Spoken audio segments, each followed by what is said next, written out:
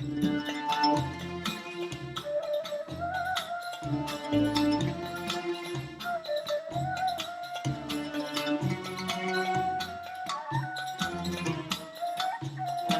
back. Today we'll talk about immigrants and immigration policy, very complicated. And we'll talk with Professor Ryan Allen from Humphrey Institute. Now we're talking about from the other side. And now we have Hector Garcia. He's Executive Director of CLAC, and I think this has something to do with Latino Americans here in the state of Minnesota. And he has a very good handle on about migration and immigration policy from the other side. Welcome to BelAhdan, Hector.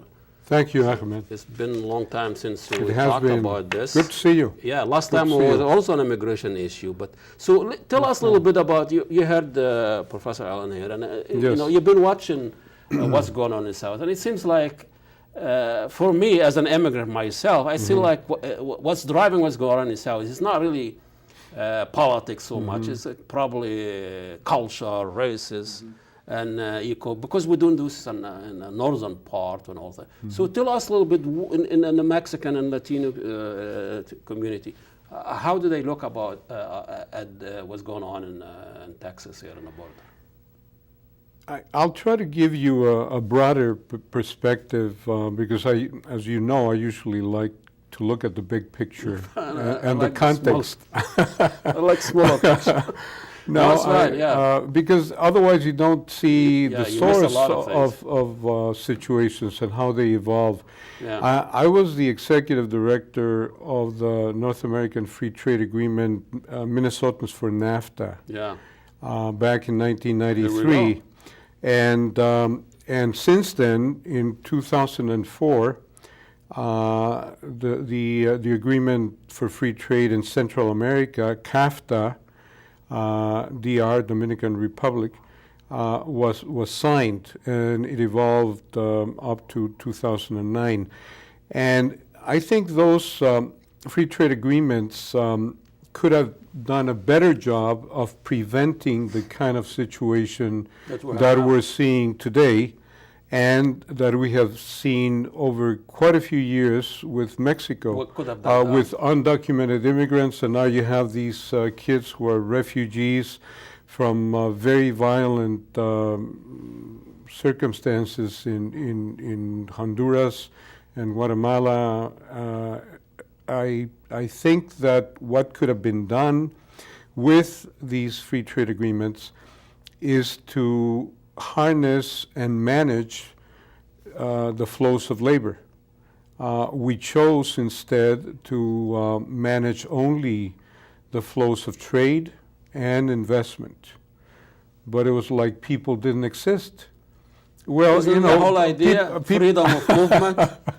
People are going to go where the money goes, and the money is flowing back and forth. And based they're on a capitalist follow. free market, there is a free movement, free so of labor, free of capital. You would have expected that labor would have been part of the decision-making process. But I remember giving a talk in 1991. At the Humphrey Institute, precisely where Professor Ryan teaches now. And I was approached. I was one of 30 speakers from Canada, the US, and Mexico on a North American Economic Union was the subject. And one of the staff members at the Humphrey approached me and she said, you were the only person who talked about people. Everybody else. That's an interesting concept. It is. But what I am saying, is there a such thing as illegal immigrants? I thought immigrants are all illegal. What is illegal immigrants or illegal aliens? Well, what it means is that people violated the law of immigration by crossing the border without documents. But what people should understand is what pushes those people to cross the border and risk their lives, risk their freedom, their children's freedom and lives for the sake of getting to this country. It was because they were pushed by conditions of extreme poverty and violence to do do that. What this country is all about hard work and being here, and right. those people risk their life, as you said. Yeah. I think they deserve to be here. A lot of Americans were born here. They didn't deserve to be here with that attitude, if we go with that. But tell, when we say, until today, we still haven't figured out how we deal with, the policy of immigrants. It's just like, this is in the making for a long, long time. Or raped country, dysfunctional country, wars, and people will seek out elsewhere where they, isn't it? That's how it works. So why we're not prepared? Because we don't have a plan. The plan, in my opinion, should be to harness the force of immigration for the betterment not only of the U.S., but for that of the countries where they came from. If we work together, the U.S. and Latin America, and Canada, obviously, this Canada continent, out of there. well, Canada is, yeah, but Canada is doing what should be done here. They're recruiting immigrants to go work in Canada. They provide them with housing, with well, they are far away health. from them. They can do anything they want. But we talk about Turkey. Yeah. Took almost 1 million Syrian refugees. Right. Jordan took about 600 refugees. So this is not unprecedented. This is other country, the poorer country. They accept hundreds of thousands of refugees. And here is the rich, most powerful country. We talk about 50,000 children. Yes, but I think you have to take it in the context of 11 million undocumented immigrants who are here already. And that's 11 million, what's another 50,000? The lens through which people see it. But I think we should be thinking in terms of solutions, not in reacting to every incident that happens and accusing people about things that they have no control over. Those are individuals who are being pushed by forces which they do not control. When you sit with our state officials, what do they say and what do you tell them? Do they really have a grip on the problem? Well, as you know, immigration is a federal affair. Yeah, although we are trying to start a state initiative. We're trying to start a state initiative to address some of these concerns at a state level.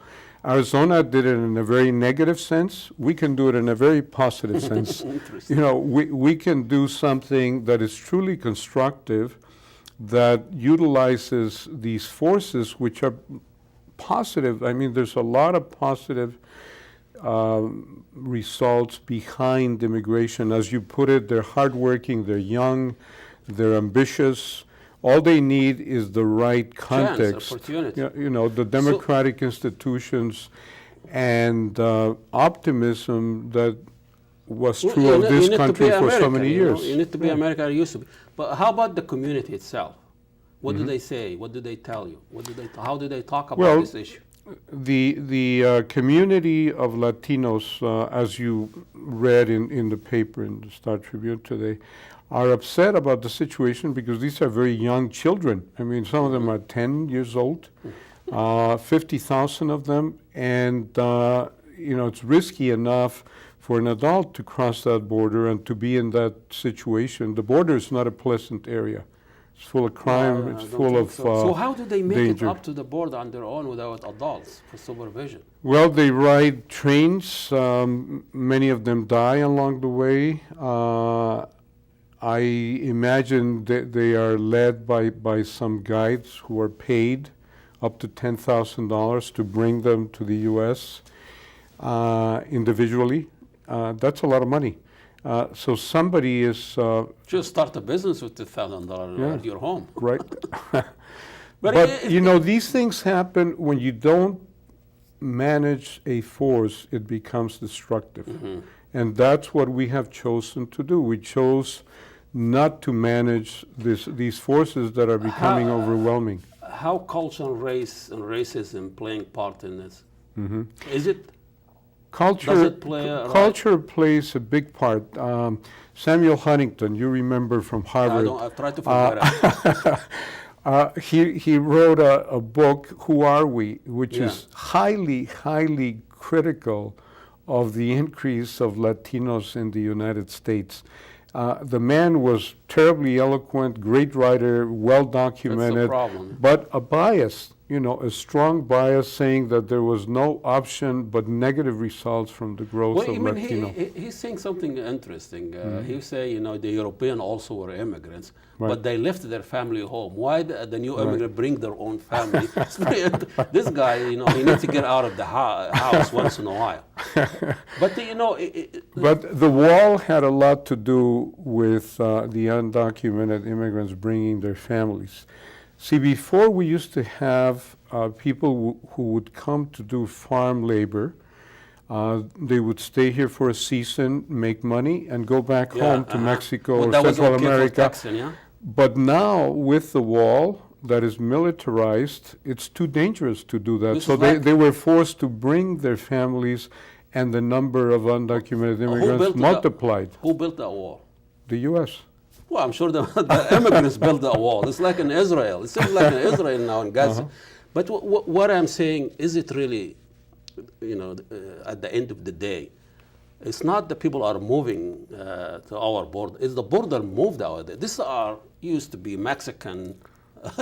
Half of Texas were Mexican. So the border moved. There's an argument. That happened a long time ago, in the 19th century. Would you think that people also have feeling when they come into their family, they feel like a family reunion? This is almost like internal migration, not really international migration, because most of these people come into their families here.